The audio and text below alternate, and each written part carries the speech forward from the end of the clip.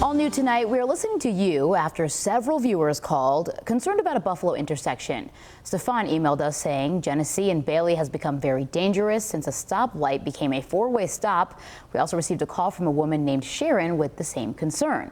The issue stems from that recent storm we got here across the region. Those heavy winds knocked down the traffic light here, but that was over a week ago now. Tonight, 7 News reporter Michael Schwartz is listening to your concerns and working to get an update on when the light will be fixed.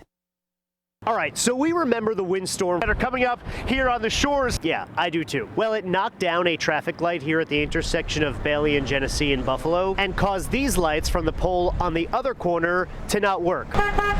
This is a major intersection on Buffalo's east side, and for more than a week now, drivers have had to rely on these stop signs in the middle of the lane. It's an accident waiting to happen. I use this intersection daily, but Stefan in West Seneca also contacted our newsroom about it. And we thought because you guys are good as usual, like you guys do everything like you did the last one on transit, we thought maybe you guys could get a solution and figure it out and find out, but we haven't heard anything. It's very dangerous. You could talk to the city. What would you tell them as a resident?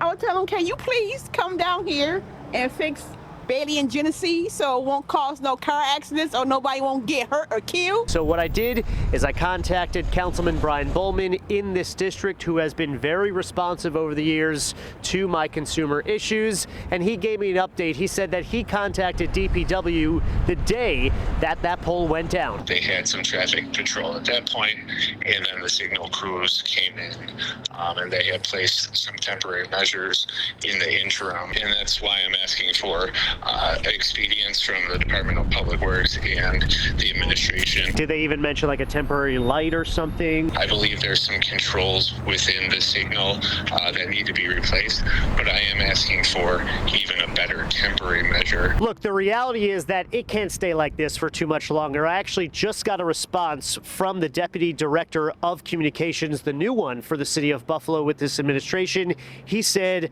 "Thank you for reaching out. Per Commissioner Skipper, City of Buffalo crews have identified materials to begin a temporary repair starting on Wednesday." Michael Schwartz, 7 News Buffalo.